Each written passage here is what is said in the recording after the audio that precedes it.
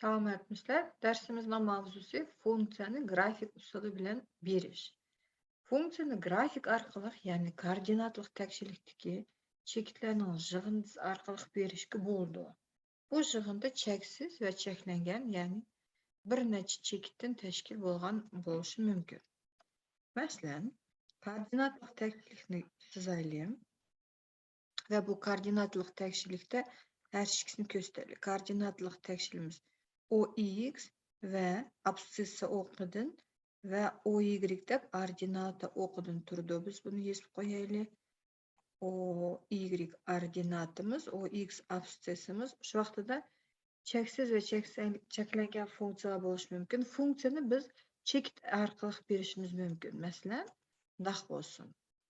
1 2 3 deb qo'yamiz. 3 chekit berilgan bo'lsa, u chog'da buni A, B, C deb qo'ysam, bu A, B, C chekitlarining koordinatlarini atalaymiz. Masalan, A chekitining koordinatasi abscissi -2, ordinatasi 2 ga.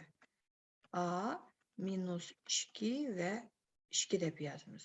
B chekitining koordinatasi bo'lsa, x'imiz 1, y'imiz 3 bo'lgandan funksiyaning argumenti 1 bo'lganda funksiyaning ma'nosi 3 bo'ldi deb 1 3 deb yozib qo'ysak bo'ldi. Shundaqla C chekitida nima deymiz? C chekitining argumenti yoki abscissi 3, ordinatasi bo'lsa 3 4 5 bo'ldi. Mana bu bir turi. Ikkinchi turi bo'lsa, biz agar bizda chekitimiz bizda bir непрерывная funksiya bo'lishi mumkin. Masalan, daha bir siz ko'rsatib qo'yaylik. Agar qarang, o'sha funksiyaning buni qirlarida bundoq chekit turmasa, masalan, men hozir chekit qo'yib qo'ydim. Chekit qo'ygandan keyin bu cheklangan funksiya bo'ldi. Agar men chekitlarni evatsam, u vaqtda bu bizda cheksiz funksiya bo'lib atildi.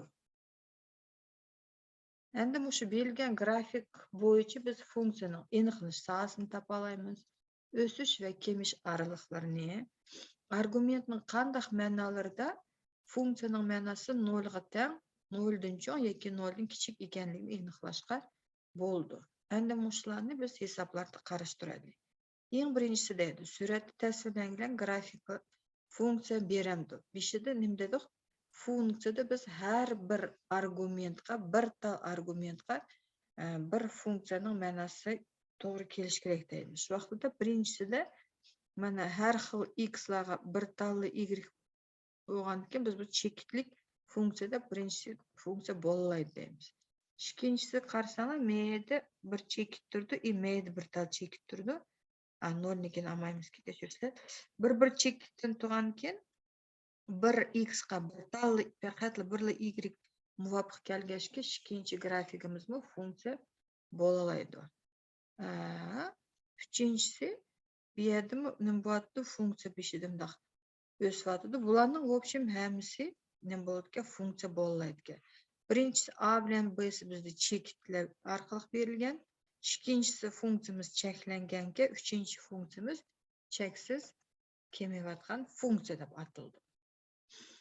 Endi buni tuvandagi berilgan grafik bo'yicha funksiyaning aniqlanish sohasini topinglar deydi. Aniqlanish sohasi deb x ni so'radi. X ning ma'nolari qanday son bo'laydi ekan? Buni birinchi suratda tasvirlangan funksiyada qarasanglar, bu chekitlik berilgan, durustmi? Chekitlik funksiyaning argumentlarini yozib chiqaylik. 0 -1 -2 bo'lgandan keyin bu yerda aniqlanish sohasi -2 -1 0 1 2 ve 3 bo'ldi. Ikkinchi funksiyamiz bizda birinchisi agar cheklangan bo'lsa, ikkinchi funksiyamiz ko'rganmi, tuz siziqning qirlarida chekitlar yo'q, bu cheksiz ketmagan funksiya. Shuning uchun uning aniqlanish sohasi, to есть x ning ma'nolari har qanday son bo'laydi. Biz uni minus cheksizlikdan plus cheksizlikcha deb yozib qo'yamiz aniqlanish sohasini. Suratda tasvirlangan grafiklar bo'yicha o'sadigan funksiyalarni, kemaydigan funksiyalarni ko'rsatinglar dedi. O'sadigan funksiyada biz agar argument o'sganda funksiyaning ma'nosi o'ssa, u chog'da shunday funksiyani biz o'sgan funksiya deb ataymiz. Agar bizda funksiyada argument o'sganda funksiyaning ma'nosi azaysa, u vaqtda biz undaq funksiyani kelmaydigan funksiya deb ataymiz. Buni A suratda qarasanglar, so'ngdan o'ng tarafga bunday qarab manganda, buni x-ni qaranglar, -2, -1, 0, 1, 2 deb o'syotidi. O'syotidi argument. Funksiyaning ma'nosi bo'lsa, 5da 2 bo'lgan, keyin 1 bo'ldi, keyin mana mayda qaranglar, mayda 2 tal chekib turdi. Biz nima dedik? X bir tal x-ga faqat bir tal y muvofiq kelishi kerak. Shuning uchun birinchi grafikimiz o'sha funksiya emas deb ataymiz. Ikkinchi funksiyada qaramiz. So'ng tarafdan o'ng tarafga buni argument x-imizning mana mayda masalan qancha bo'ldi, buni cheklarni olsak, любой cheklarni olib qarashsak, bu yerda abstsimiz x koordinatimiz o'syotidi. Masalan, mayda -1 bo'lgan bo'lsa, mayda 0, 1, 2 deb o'syotidi. Shu vaqtda x o'sganda funksiyaning ma'nosi y kelmayotidi. Demak, bu bizning funksiyamiz kelmaydigan funksiya. Uchinchisi qarasanglar, bu yerda mana qilmaysizlar, buni bizlar buni chekitnali, bu yerda x-lar -3, men birini olsanglar x-lar -1, men birini olsanglar x-lar 2 bo'lyotidi. Argument o'syotidi va funksiyaning ma'nosi 5da 0 bo'lgan, keyin 2 bo'ldi deb o'syotidi. X o'sganda y o'ssa, u chog'da biz bu funksiyani deb ataymiz o'sadigan funksiya. Berilgan suratdagi funksiyada aniqlanish sohasini tepinglar deydi. O'sha yozib chiqay. Qaranglar, bu yerda mana cheklari turdi. Demak, bu bizda cheklangan funksiya. Aniqlanish sohasi x'larimiz tuz siziqlamaydi, непрерывно bo'lg'achqa nima deymiz? X'imiz -7dan -tralala 8 gacha o'zgardi va -7 bilan 8 nimdaq chekib bo'yalgan bo'lg'achqa biz aniqlanish sohasini -7dan 8 gacha hamma sonlar deb ataymiz. Argument mushtaq sonlarning oralig'ida bo'ldi. Argumentning qanday ma'nolarda funksiyaning 0 ga teng bo'lganini ko'rsatadi. Funksiya deganimiz bog'liqda y. Shu vaqtda qaraymiz, buni grafik bo'yicha y qayda 0, y 0 bo'lishi mana buni 2 chekitdi, y'imiz 0 ga. Bu chekitlarimizda x примерно taxminan yozaylik, x 4,5 bo'lganda va x 6 bo'lganda bizda nima bo'ldi? Y ning funksiyaning ma'nosi 0 ga teng bo'ldi. O'sadigan va kelmaydigan sonliq oraliqlarni ko'rsatinglar deydi. Men birga yozib qo'yay. O'sadigan oraliq. Bir astiga yozay, o'sadigan oraliqni menga bo'lsa, kelmaydigan oraliq deb qo'yay, astiga yozib chiqay. Qaranglar, -4 va -7dan -4 gacha funksiyadan bo'ladi. Argument o'sdi, biroq funksiyaning ma'nosi kelmayotdi. Shu vaqtda bu kelmaydigan oraliqga -7dan -4 gacha. -4dan endi funksiyaning ma'nosi o'syotdi ko'ratamsa, do x -4 bilan 4 ning oralig'ida bo'lganda y ning ma'nosi o'syotdi. Shu vaqtda men menga -4dan 4 gacha degandek yozdim. Keyin x -4dan 5 bo'lguncha bizning funksiyamiz nima bo'ladi? Mana o'sgandi. Endi funksiyaning ma'nosi ozyapti. Demak, funksiya kelmayapti bu oralig'da. Shu vaqtda biz uni nima deb yozamiz? 4 dan 5 oralig'ida funksiya kelmaydi ekan. Keyin x 5 bo'lib, x 8 ga kelguncha y ning ma'nosi so'rayman nima qiladi? O'syapti. Go'richkani yuqoriladik. Shuning uchun bu yerga o's oraliqqa, ya'ni 5 dan 8 gacha yozdik. Tirnoqlari tik bo'ldi. Endi funksiyaning ijobiy yoki salbiy bo'lgan sonliq oraliqlarini ko'rsatinglar degankin, funksiya deymiz, sigdan dedi, abaylar y deydi. Funksiya ijobiy y 0 dan cho'ng va salbiy y 0 dan kichik oraliqlarni ko'rsatinglar. Shu vaqtda mana bizning o x o'qimiz.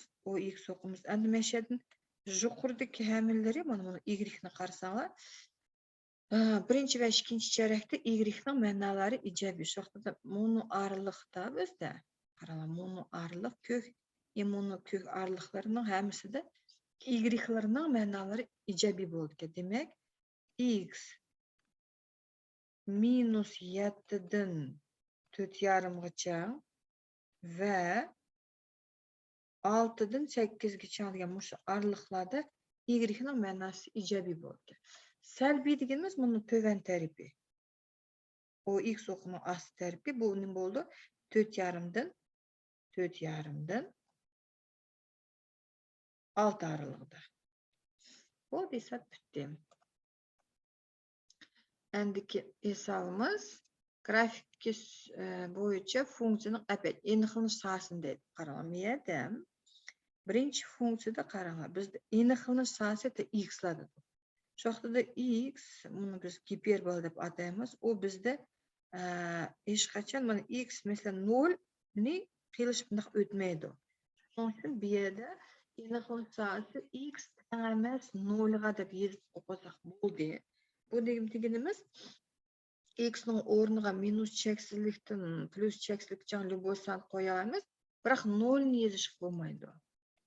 Nimishga sababi grafikdan ko'ryapmiz, to x'imiz hech qachon 0 ni qiyib o'tmaydi. Argumentning ikkinchi savolda qanday ma'nolarda funksiyaning 0 ga teng bo'lganligini aniqlanglar deydi. Endi bu yerda nima dedik? X hech qachon 0 ga teng emas bo'lgandan keyin y mu, kechirsizlar. Y funksiyaning ma'nosi 0 bo'lamaydi. Uchinchisi o'sadigan va kemaydigan sonliq araliqlarni ko'rsatadi. Men faqat birinchisi qaratma. O'sadigan deydi. Qarang, mayda biz sida so'ng tarafdan o'ng tarafga manganda x absissimizning koordinatlari o'syapti. Dedik, argumentlar o'syapti. Y'ning ma'nolari mayda nima qildi? Kemayapti birinchi araliqda. Mayda qarasanglarmi, shu время y nima qiladi? Kemayapti. Demak, birinchi funksiyamiz ham minus cheksizlikdan 0 gacha va 0 dan plus cheksizlikcha mush araliqda faqat kemaydigan funksiya ekan. Bu birinchi funksiya bo'lgan. Endi mushuni hammasini ikkinchi funksiya qarashtirib chiqaylik.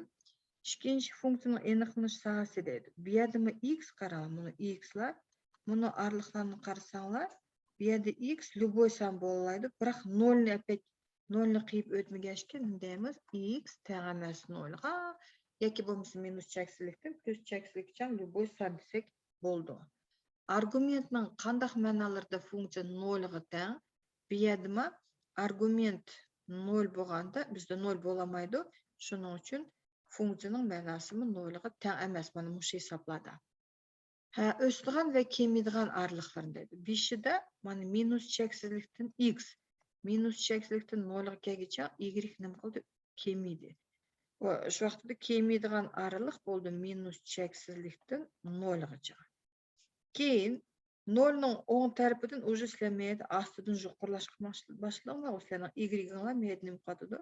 Shu время o'syapti.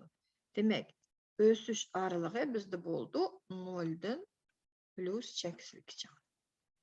Shunday hisoblab bitdi. Agar savollaringiz bo'lsa, kommentariyaga yozib qo'yinglar. Salomat bo'linglar.